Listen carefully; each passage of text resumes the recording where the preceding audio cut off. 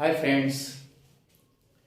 जैसा कि इसके पहले मॉडर्न हिस्ट्री चल रहा था, आज एक नए सब्जेक्ट से शुरुआत करते हैं।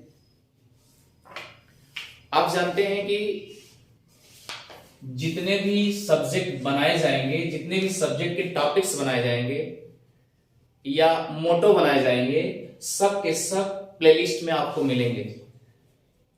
आप सीधा चले जाइएगा उदय जीएस रिसर्च सेंटर, वहां पर आप उस प्लेटफॉर्म पर जाएंगे, तुरंत आपको वहां पर मिलना शुरू हो जाएगा प्लेलिस्ट में।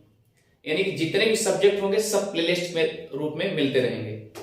ठीक है, आइए चलते हैं। आज रीजनिंग का पहला चैप्टर स्टार्ट करने जा रहे हैं।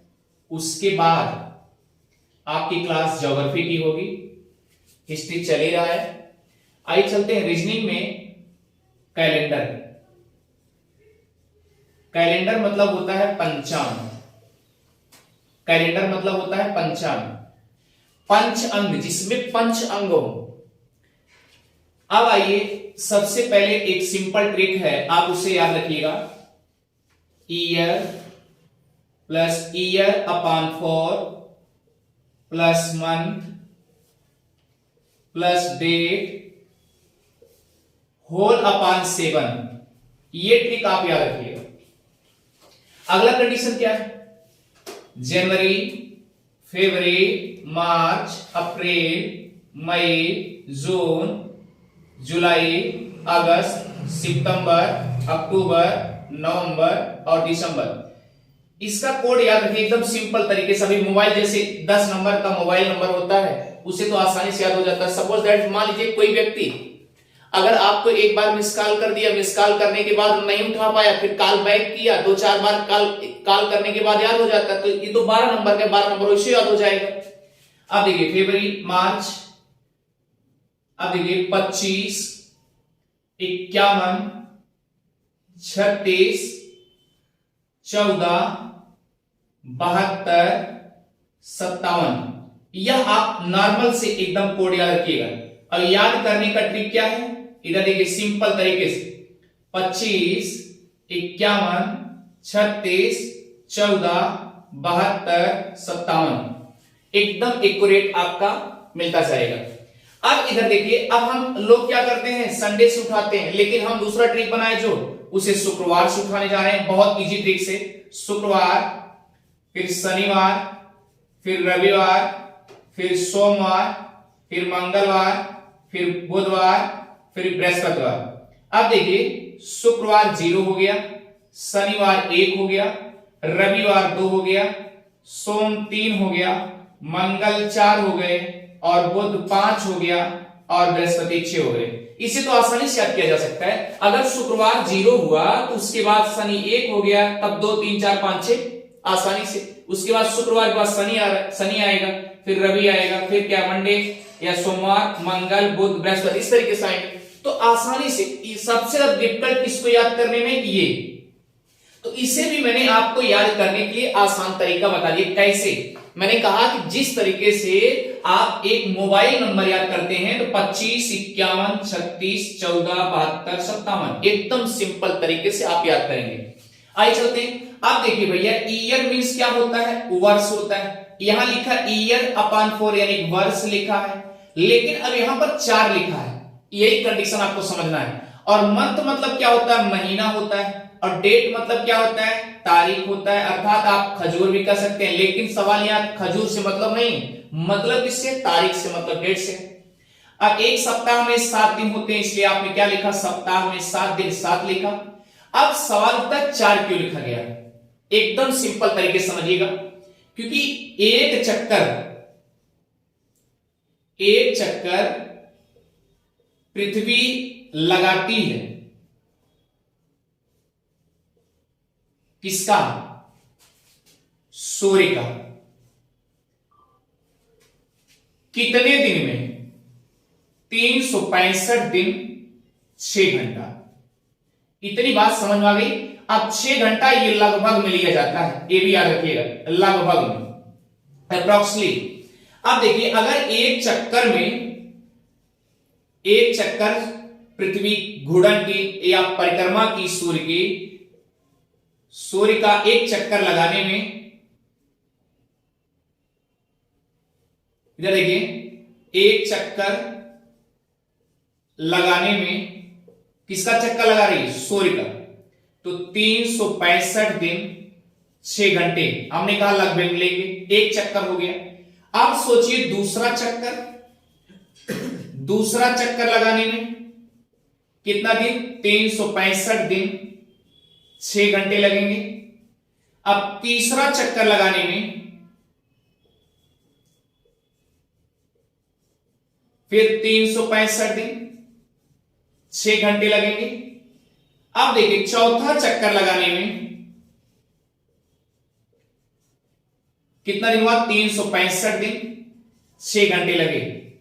अब आप सोचिए ये जो 365 दिन है, 365 दिन जो है यह है साधारण वर्ष, यह है साधारण वर्ष, ठीक है। अब ये टोटल 6 घंटे, हर वर्ष 6 घंटे एक्स्ट्रा हो रहे हैं। आप सोचिए अगर 6 घंटे एक्स्ट्रा होंगे तो आप सोचिए 6 और 4 वर्ष लगातार 6 घंटा, यानी 6 4 जा 24 आवर्स हो जाएंगे, अर्थात 6 चौका 24 घंटे हो गए। अब अपना दिमाग लगाइए कि 24 घंटे बराबर क्या होता है? 24 घंटे बराबर एक दिन होता है। क्लियर? अब जो 365 दिन था उसमें आप एक प्लस करेंगे तो 366 दिन होगा। क्लियर हो गया? 365 दिन था उसमें एक प्लस कर दिए, बराबर क्या हो गया? 366 हो गया। और 366 दिन एक क्या हो गया? लीप वर्ष हो गया। क्या हो गया? लीप वर्ष हो गया। अब अंदाजा लगाइए जो 365 दिन थे ये साधारण वर्ष हो गए। 365 दिन जो था वह साधारण वर्ष हो गया और 366 दिन हो गया वह लीप वर्ष हो गया। अब 366 वर्ष लीप वर्ष, इसे अधिवर्ष भी कहते हैं। भाई देखिए हमेशा, यानी कि हर चौथे वर्ष से दगा दे रहा है, यानी जो वर्ष है हर चौथे वर्ष ये टपक पड़ रहा है, एक दिन एक्स्ट्रा हो जा रहा है, और ये टपकने की वजह से इसे अधिवर्ष बोल दिया गया। कहने का मतलब झुक करके एक आगे बढ़ जाता है। तो याद रखना, क्योंकि भाई देखिए जब तक आप झुकेंगे नहीं तब तक कुछ मिलने वाला नहीं, और जैसे आप झुकेंगे कुछ न कुछ भिक्षा के रूप में, भैया भिक्षा अगर किसी से मांगते हैं तो क्या करेगा? झुक करके भैया दे दो, इस तरीके से आप मांगते हैं। अगर 1 रुपया एक्स्ट्रा अगर तगड़े से मांगिए, दीजिए, वो देगा? नहीं देगा ना। तो सिंपल तरीका है। तो कहने का मतलब झुक करके एक दिन और बढ़ जा रहा है, इसे लीप वर्ष को प्यारे अधिवर्ष भी कहते हैं। इतनी बात समझ में आ गई। अब देखिए यह स्टेटमेंट पूरा अच्छे से समझ में आ गया होगा। इसे याद करने के लिए मैंने तरीका क्या बताया कि 25 51 36 14 72 57, 25 51 36 14 72 57 नॉर्मली से याद हो जाएगा। अब आइए चलते हैं, ये 4 क्यों लिया गया? मैंने कहा कि हमारी पृथ्वी सूर्य का चक्कर लगाती है, हर चौथे वर्ष क्या होता है? लीप वर्ष हो जाता है। इसका मतलब ये हर जो 4 लिया गया, यहां पर इसलिए 4 लिया गया क्योंकि हर चौथे वर्ष क्या होता है? लीप वर्ष होता है, इसलिए ये क्या होगा? लीप वर्ष निकालने के लिए होगा। इतनी बात समझ में आ गई होगी, आप इसे नोट करते जाइएगा। आगे चलते हैं, अब इसे मिटा देते हैं। अब सिंपल तरीके से एकदम समझिए, इधर देखिएगा। जैसे सपोज दैट, मान लीजिए यहां 4 लिखा है, आप क्या करेंगे? लीप वर्ष निकालने के लिए, लीप ईयर निकालने के लिए एक तरीका है।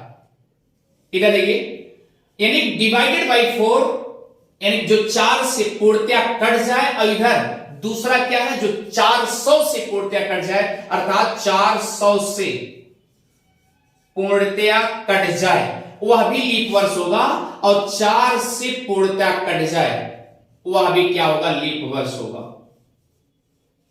इतनी बात समझ में आ गई होगी। क्लियर? 4 से पूर्णतया कटने का मतलब ये 4 से कट जाए, और क्या है? रिमाइंडर शेषफल के रूप में क्या है? केवल 0 आएगा, एक भी ना बचे, तो समझ लेना क्या है? वो लीप वर्ष होगा।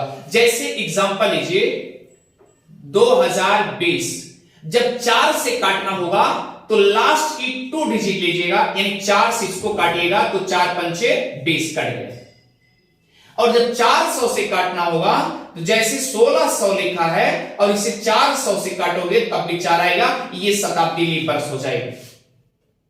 ये बात समझ में आ गई। जैसे 400, 800 हुआ ना, 400 तभी कटेगा ना, 800, 1200 यानी 400 काउंट कर विभाजित, 400, 800, फिर 1200, फिर 1600, फिर 2000, ये सब क्या करेंगे 400 से कटेंगे। और जो 4 से काटना होगा लास्ट की अंतिम की 2 डिजिट्स यानी 2 अंक अंतिम का।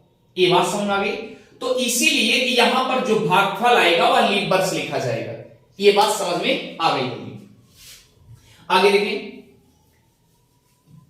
अब कंडीशन उठता है कि जैसे सपोज दैट एक क्वेश्चन दे दिया गया, मान लीजिए दे दिया गया कि 15 अगस्त 1947 को कौन सा दिन था। भाई हमारे पास तो इतना ज्यादा कैलेंडर भी नहीं है, किसी के पास नहीं है, तो भाई एकदम एग्जैक्टली निकालना है। तो क्या करेंगे, एकदम इसी ट्रिक से निकाल लीजिए। देखिए ईयर की जगह केवल 47 लेंगे, यहां पर 47 ले लिया आपने, क्लियर। अब देखिए फिर प्लस लिखा है और ईयर अपॉन 4 यानी 47 भागे 4। अब देखिए प्यारे 47 को जब 4 से डिवाइड करेंगे तो 4 1 4 0 हो गया 7, 4 1 4 क्या बचा 3 बचा। इसका मतलब जो भागफल आया है यह क्या हो जाएगा आपका लीप वर्ष हो जाएगा। अब जो बच्चे हैं ये शेषफल के रूप में बचे हैं, यह आपका जनरल साधारण वर्ष हो जाएगा। इतनी बात समझ में आ गई, साधारण वर्ष और ये लीप वर्ष हो गया। अब आप सोचिए अगर ये लीप वर्ष हो गया तो हमको लिखना क्या है, यहां पे लीप वर्ष लिखना है, इसलिए 11 लिखेंगे। अब प्लस मंथ क्या है अगस्त है, अगस्त का कोड क्या है 4 है, अगस्त का कोड क्या है 4। देखिए यहां पर अगस्त का कोड लिया गया, यहां पर अगस्त लिख रहे हैं, अगस्त का कोड, अगस्त का कोड क्या दिया गया 4 दिया। अब देखिए प्लस उसके बाद क्या करेंगे, डेट क्या है 15 है, इसलिए आप क्या लिखेंगे 15 होल अपान क्या करेंगे 7, ठीक है। अब इसे मिटा देते हैं ये नीचे का। आगे देखिए अब सिंपल तरीका है, इसको जोड़िए आप 5 4 9 9 1 10 10 7 17 हाथ से 1। अब देखिए 1 1 2 और 4 2 6 6 1 7 हुआ कि नहीं हुआ। अब किससे भाग करेंगे 7 से भाग करेंगे। अब देखिए 7 1 के 7 हुआ 0, फिर 7 1 के 7 हुआ 0। अब देखिए शेषफल जो आया है हमने क्या लिखा था, शुक्रवार, शनिवार, रविवार और सोमवार, मंगल, बुध और बृहस्पति। इसका मतलब 0 1 2 3 4 5 और 6। अब देखिए 0 कोड जो रिमाइंडर यहां पर जो शेषफल बचेगा वही आपका दिन होगा। आप चाहे गूगल पे सर्च कर लीजिए, इसका मतलब यहां पर 0 आया, ये क्या होगा शुक्रवार ही होगा।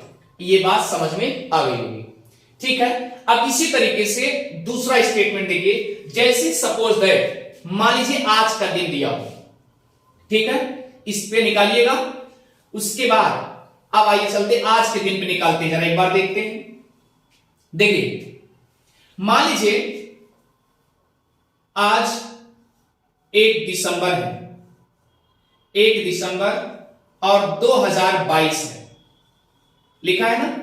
तो एक चीज आप ध्यान दीजिए, यहीं पर आपको एकदम सुझाव के रूप में अच्छे से देखिए कैसे। जैसे जब 1999 लिखा जाता था, 1999 लिखा जाता था, तो उसमें आप ईयर की जगह क्या लेते थे 199 लेते थे, 99 लेते थे। लेकिन जैसे 2000 आया तब आप सवाल जाता है कि लास्ट में 2 डिजिट लेंगे कि नहीं लेंगे, लेंगे। तो इसको एक मानक के रूप में मान लेते हैं, ये शताब्दी वर्ष है। क्लियर हो गया, शताब्दी में शताब्दी लीप वर्ष भी है। तो शताब्दी कितने वर्ष का होता है, शताब्दी 100 वर्ष का होता है। शताब्दी कितने वर्ष का 100 वर्ष का होता है। अब सोचिए 100 वर्ष तो ये हो गए, अब उसमें 22 जुड़ा हुआ है, देखिए 22 जुड़ा है तो इसमें 22 जोड़ देंगे, यानी 100 में 22 जोड़ेंगे तो क्या होगा 122 होगा। इसका मतलब ईयर की वैल्यू क्या प्राप्त हो गई, 122 हो गई। बात में आ गया। आगे देखिए, इतनी बात में आ गया। अब आगे चलिए, ईयर की जगह आप क्या लिखेंगे, 122 लिखेंगे। 122 हो गया।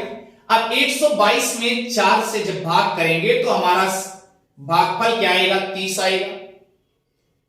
अरे 30 चौका 120 होता है, 2 रिमाइंडर 2 सालर वर्ष आ जाएंगे और भागफल के रूप में क्या आ जाएंगे, 30 आ जाएंगे।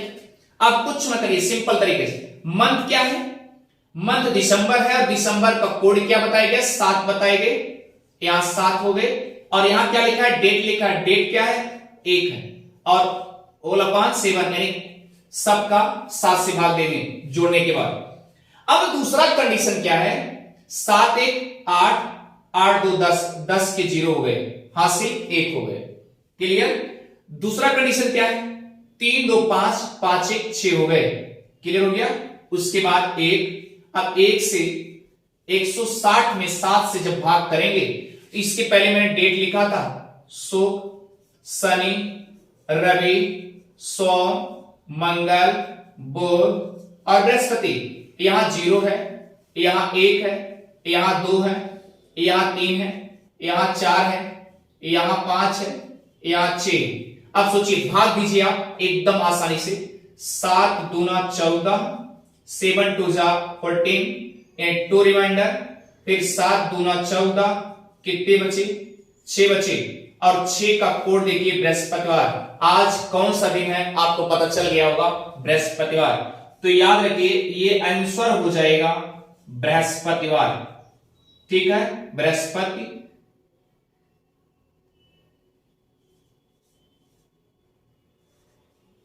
बृहस्पतिवार। क्लियर हो गया। इस तरीके से अगर आप सॉल्व करते रहेंगे, और हम चाह रहे हैं कि एकदम अच्छे से आपका पूरा एकदम एक एक क्वेश्चन भी मिस ना होने पाए। और अगर आपको समझ में आ रहा है तो आप सब्सक्राइब करना और शेयर करना कभी ना भूलें। थैंक यू, और मिलते हैं अगले नेक्स्ट वीडियो में अच्छे से। Thank you.